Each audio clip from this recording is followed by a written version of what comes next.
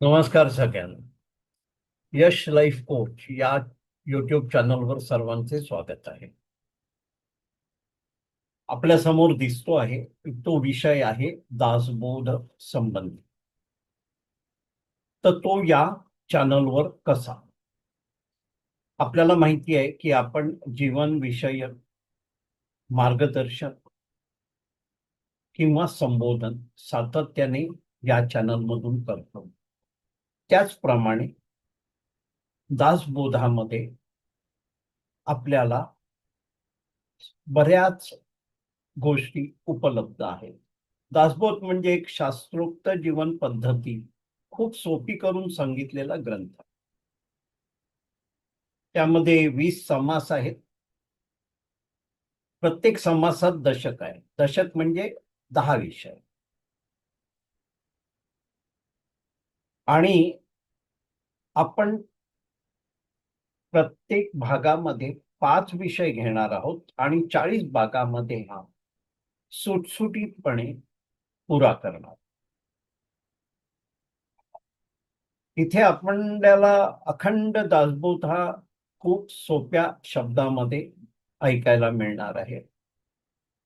सर्व भाग पुरे झाल्यानंतर सर्व 40च्या 40 भागाचं डिस्क्रिप्शन मध्ये लिंक असणार आहे. आणि आपल्याला मला सांगायला आवडेल की याचप्रमाणे आपण हिंदीतून पण दासबोध सादर करणार आहोत. चला तर आपण या कार्यक्रमात पुढे जाऊ. सादर करीत आहेत ज्ञानी आणि अनुभवी डॉक्टर शुभदाताई खटावकर. त्यांची थोडक्यात ओळख म्हणजे डॉक्टर शुभदा खटावकर, माजी मुख्याध्यापिका, MA BEd PhD. प्रबंधाचा विषय महादेवी वर्मा के काव्य में मानव मूल्य और दर्शन, मुंबई विद्यापीठ. समर्थ रामदास विद्यापीठाच्या 6 परीक्षा प्रथम आणि विशेष श्रेणीमध्ये उत्तीर्ण. 35 वर्षांपासून साप्ताहिक विवेक मुंबईसाठी हिंदी मराठी अनुवाद, लेखन, लेखांचे पुनर्लेखन व प्रूफ रिडिंग. अनेक हिंदी मराठी ग्रंथांचे तसेच पुस्तकांचे हिंदी मराठी अनुवाद. अनेक निबंध, कथा, कविता, पुस्तक परीक्षण यांचे लेखन. महाराष्ट्र राज्य उत्कृष्ट वाङ्मय निर्मिती पुरस्कार 1987-88. राष्ट्रीय आदर्श शिक्षक पुरस्कार 2001-2002 तत्कालीन राष्ट्रपती डॉक्टर APJ अब्दुल कलाम यांच्या शुभ हस्ते. 100 पेक्षा जास्ती पुरस्कार आणि 300-350 पेक्षा जास्ती सन्मान. संत साहित्यावर प्रवचने आणि अन्य विषयांवर व्याख्यान. सन्माननीय डॉक्टर शुभदाजी खटावकर लाईफ कोच RK या युट्यूब चॅनलवर सहज सुलभ दासबोधाची शिकवण या सिरीज मध्ये परत एकदा आपले स्वागत आहे. आजचा आपण विषय आपल्या दर्शकांना दाखवूया जरा. आपल्या सर्वांना माहिती आहे मराठीतून दासबोध ही सहज सरळ दासबोधाची जीवन पद्धतीची शिकवण आपण डॉक्टर शुभदाजी खटावकर यांच्या वाणीतून ऐकतो आहोत. आज आहे भाग 34वा, दशक 17वा, प्रकृती पुरुष. यापैकी 6 ते 10 समास आज आपण घेणार आहोत. देहात्म निरूपण, जग जीवन निरूपण, तत्व निरूपण, तनु चतुष्ट निरूपण, टोपण सिद्ध लक्षण. डॉक्टर शुभदाजी, आपल्याला विनंती आहे की आपण आजचे कथन सुरू करावे. जय जय रघुवीर समर्थ.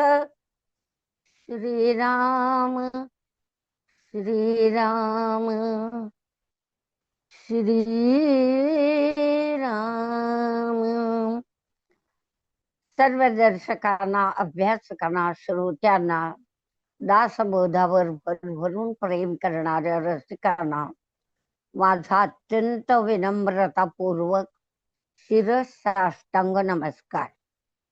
आज आपण दशक 17 मधला 6वा समास बघणार आहोत. शीर्षक आहे देहात्मनिरूपण. श्री समर्थ वेळोवेळी हाच विचार आपल्यापुढे प्रकर्षाने मांडतायत की निश्चल परब्रह्म हे मानवी कल्पनांच्या पलीकडे आहे. मग ज्या मानवी जीवनाचं वैशिष्ट्य हे की माणूस जन्माला आल्यानंतर त्याला अनेक प्रकारच्या सुखदुःखांना अर्थात दुःखांना जास्त सामोरे जावे लागते. मुळात मानवी जीवनाची अवस्था अशाश्वत अपूर्ण आहे.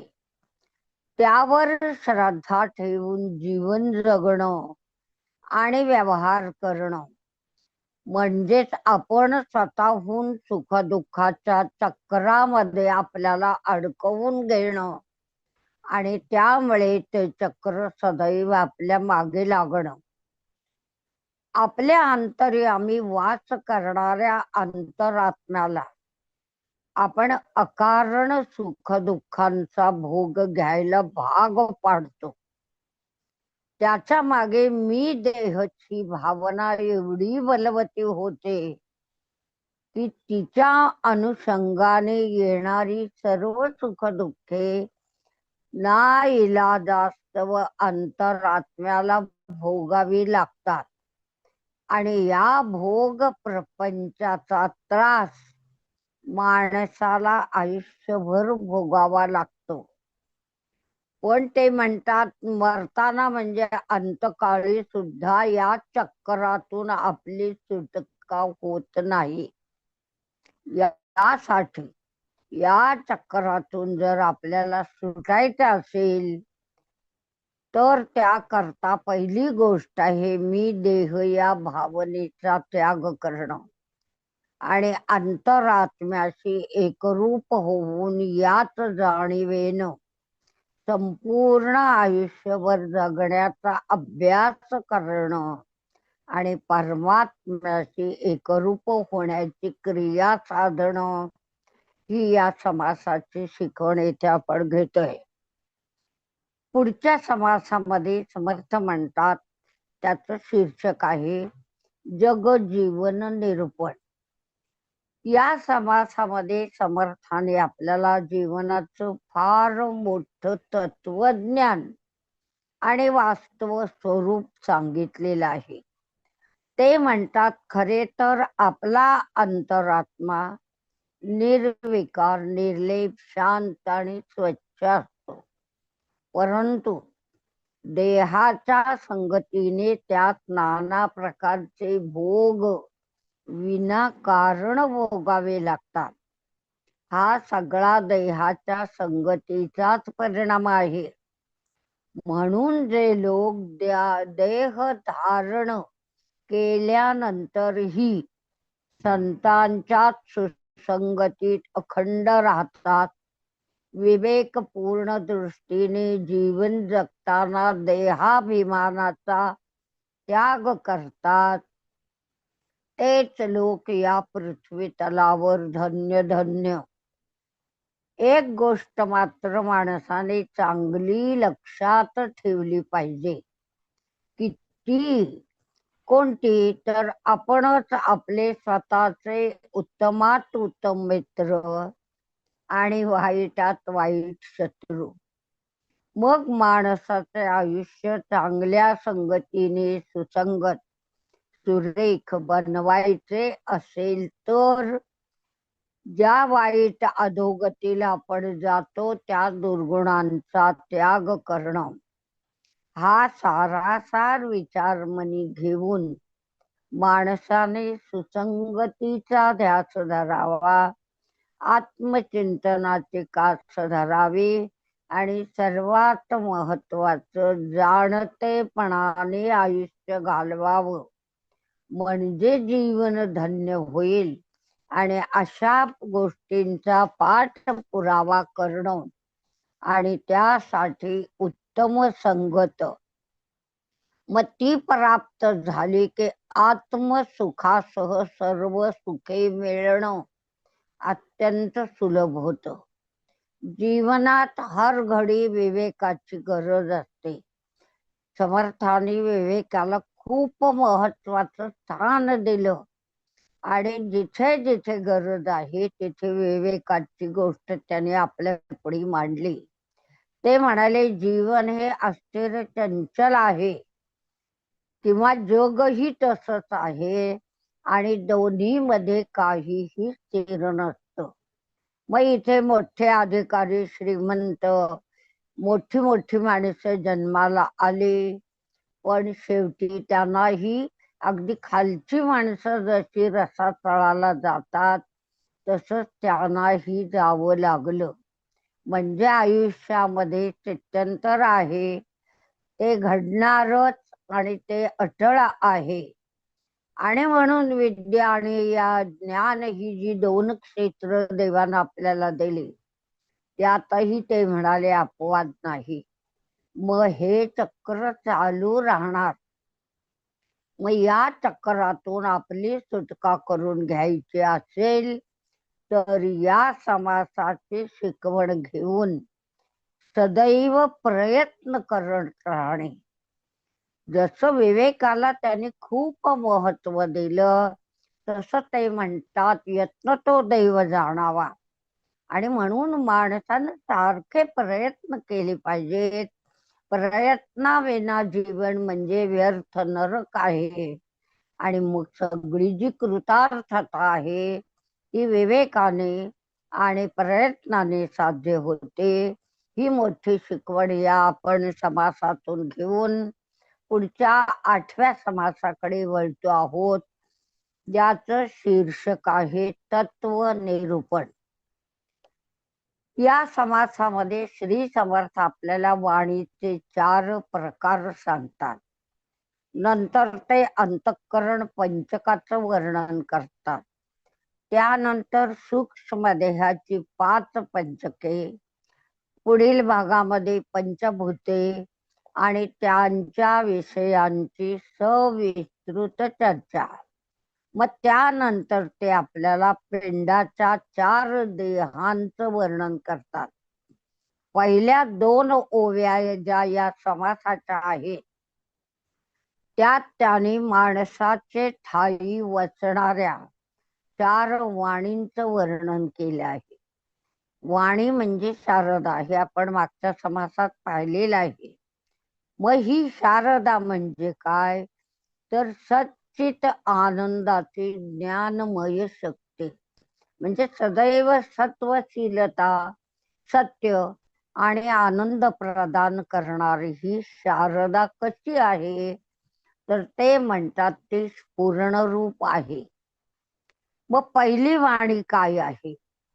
ओंकार रूपाने ती जी नाभिस्थानी वसते ती जी शुद्ध जाणीव रूप आहे आणि तिच्या अनुकूलतेमुळे परमार्थ साध्य होतो. म्हणजे 4 वाणी जरी असल्या तरी परमार्थाला सुफलित करणारी वाणी म्हणजे परावाणी. तिच्यामुळे परमार्थ साध्य होतो. दुसरी वाणी आहे पश्यंती. केवळ जाणीरूप परेला अर्थ प्राप्त होतो तेव्हा तिला पश्यंतीचं रूप प्राप्त होतं. पण तिचं स्थान आपल्या हृदयात आहे.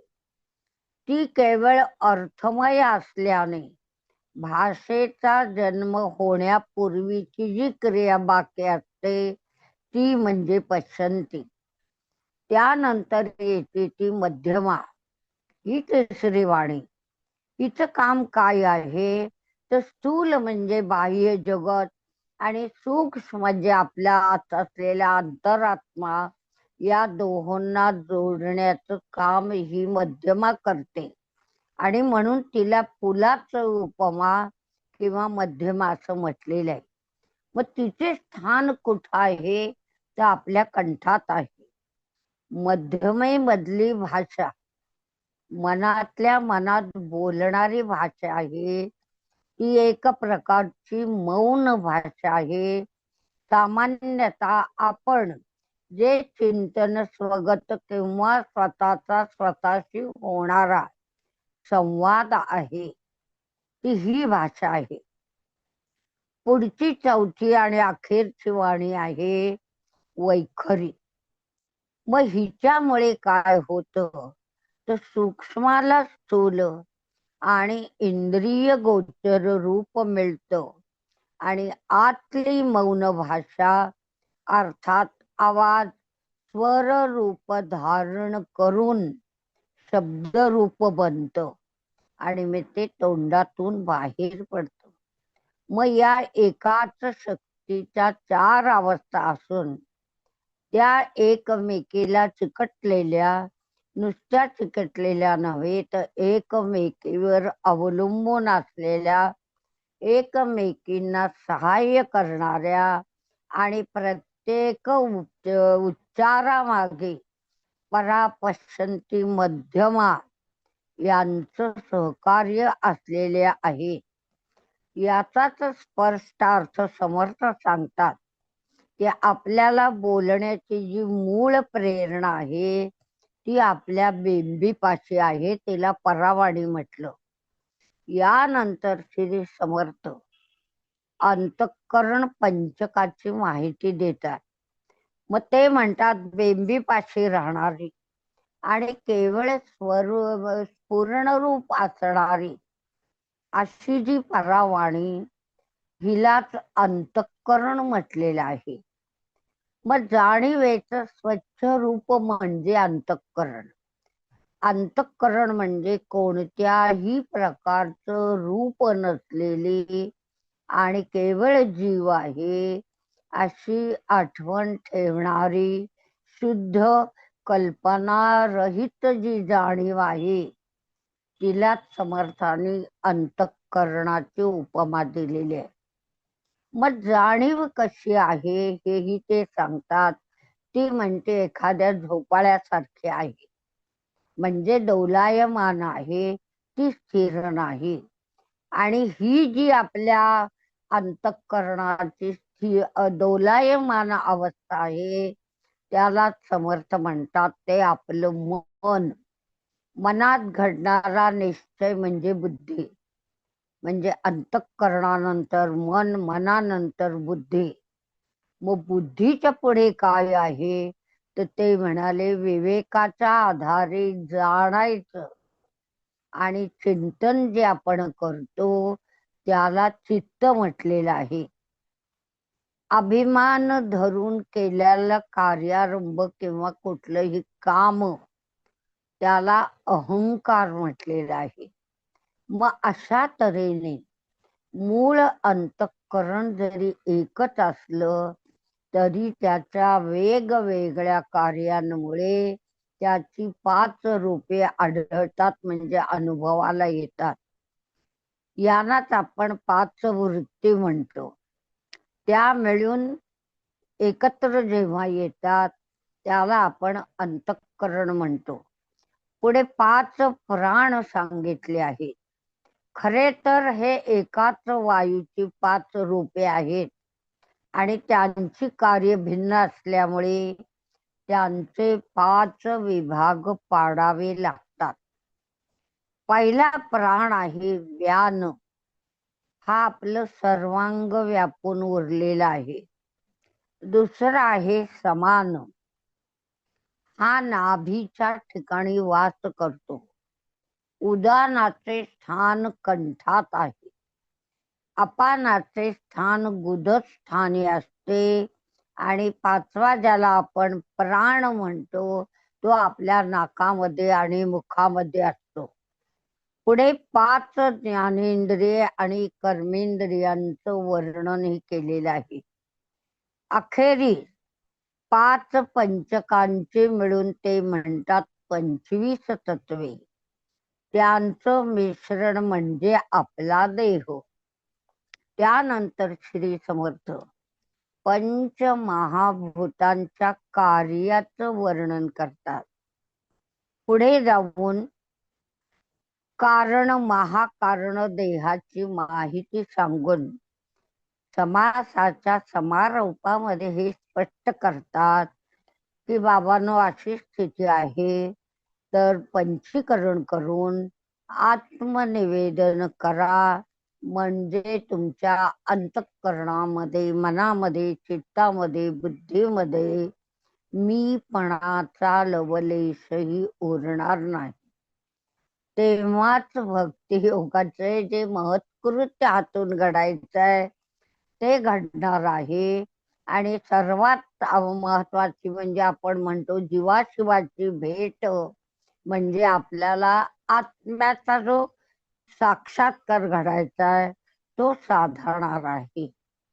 तर यासाठी विवेकानं, अत्यंत सद्बुद्धीनं भगवंताला शरण जाणं आणि स्वतःला परमात्म रूप बनवणं ही या समासाची खूप मोठी शिकवण आपण इथे घेऊन पुढच्या 9व्या समासाकडे आपण वळतो आहोत. 9व्या समासाचं शीर्षक आहे तनु चतुष्ट निरूपण. या समासात श्री समर्थ पंचीकरणाचा विषय थोड्या वेगळ्या पद्धतीने सांगतात. ते म्हणतात आपल्या देहाची एकूण 32 तत्वे, म्हणजे 4 देह, 4 अवस्था, 4 अभिमान, 4 स्थानी, 4 भोग, 4 मात्रा, 4 गुण आणि 4 शक्ती. मग स्थूल देहाची 25 तत्व, सूक्ष्म देहाची 25 तत्व, अशी मिळून 50 तत्वे होतात. मग 50 मध्ये पहिली 32 तत्व आपण मिळवली तर त्यांची संख्या 82 होते. त्यात पुन्हा ते म्हणतात की कारण देहाचं अज्ञान आणि महाकारण देहाचं ज्ञान, अशी 2 तत्वे आपल्याला आणखीन मिसळायची आहेत. आणि ही जेव्हा आपण मिसळतो तेव्हा पहिल्या 82 ची संख्या 84 होते. आणि म्हणून समर्थ म्हणतात की ज्ञानाने अज्ञान ओळखावं, तसेच साक्षीपणाने 82 तत्वांचे निरसन केल्याने अखेरी ज्ञान आणि अज्ञान या दोहोंचाही लोप होतो आणि केवळ उरतं ते विज्ञान, म्हणजे विशेष ज्ञान. मग या पद्धतीने जीवन जगणे ही एक कला आहे. तर प्रत्येकाने या कलेमध्ये उत्तमोत्तम प्रगती साधावी.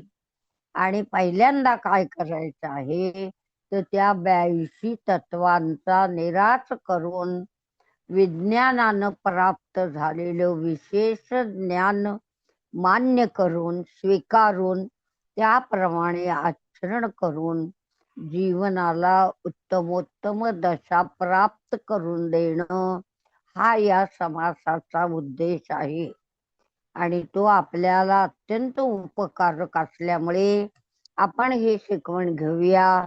आणि आजच्या या कथनाच्या, म्हणजे समारोपाच्या, अर्थात 10व्या समासाकडे आपण वळतो आहोत.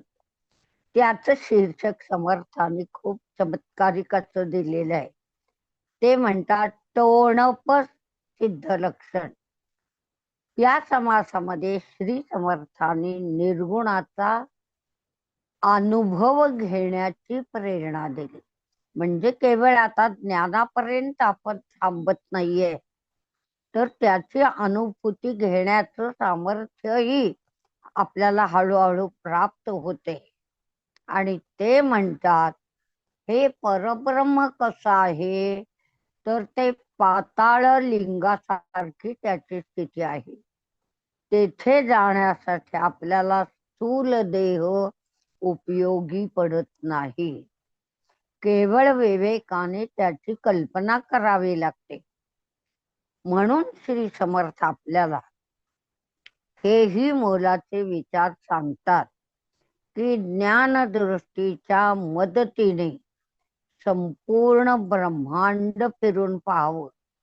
म्हणजे एका जागी बसू नका हे तर सांगितलं, पण त्याबरोबर संपूर्ण विश्वाची सफर करा. मग जे ज्ञान प्राप्त झालं त्याचं रसभरीत वर्णन करा. त्यातली तत्वे शोधून काढा. आणि सर्वात महत्वाचं म्हणजे हे ज्ञान तुम्हाला समाधानी वृत्तीची प्रचिती देईल आणि म्हणून तुम्ही शांत समाधानी राहा. वस्तुतः परब्रह्मात्यंत सूक्ष्म, उपाधी शून्य आणि दृश्य शून्य आहे, म्हणजे दिसत नाही. इंद्रिय मन तेथे पोहोचूच शकत नाही आणि इंद्रियांचे मनाचे तेथे पोहोचणे अत्यंत दुर्लभ आहे. मग यास्तव आपण काय करायचं, तर वेळोवेळी आपल्याला समर्थाने सूक्ष्म होण्याच्या दृष्टीचा अभ्यास करा आणि या अभ्यासाने जगाकडे पहा.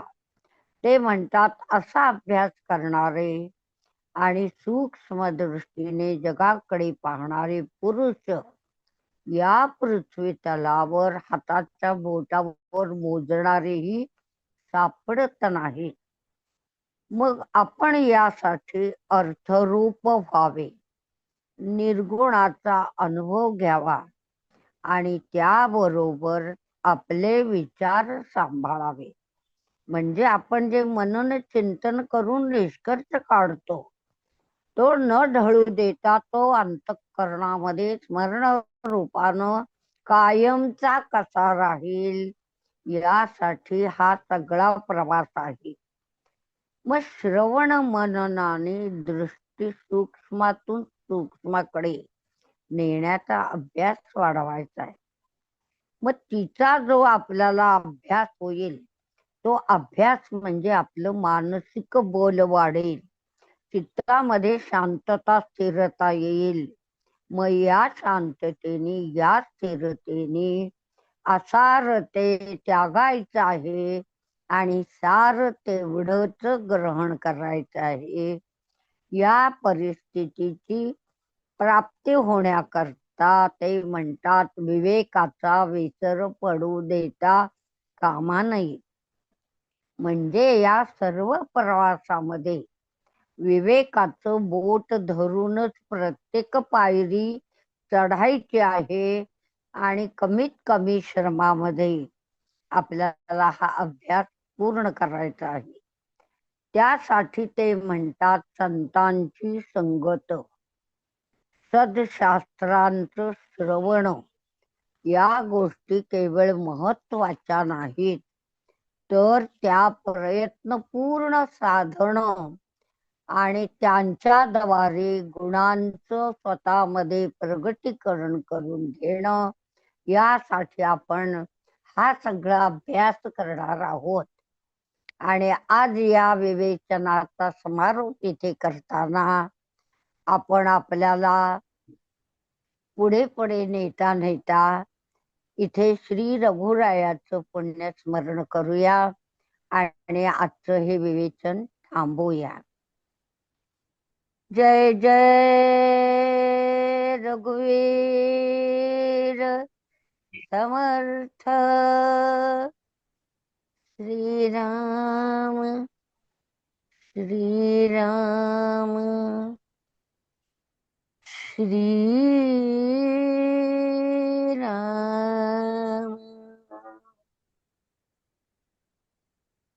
डॉक्टर शुभदाजी, मी आपल्या समोर नतमस्तक आहे.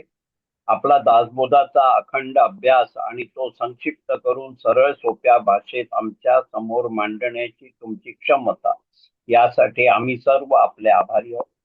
आपण केलेल्या या कथनाचा लाभ सर्व श्रावक घेतील अशी मला खात्री आहे. सर्वांना विनंती आहे की त्यांनी हा विषय आपल्या परिवारातील आणि परिचयातील प्रत्येक सदस्यापर्यंत पोहोचवावा. डॉक्टर शुभदासजी, आपल्या या अखंड ज्ञानासाठी आणि अमूल्य वेळेसाठी आम्ही आपले खूप खूप आभारी आहोत. तसेच सर्व श्रावकांचेही खूप आभारी आहोत. आणि आपण दासबोधाची शिकवण या शृंखलेत आज इथे थांबतो आहोत.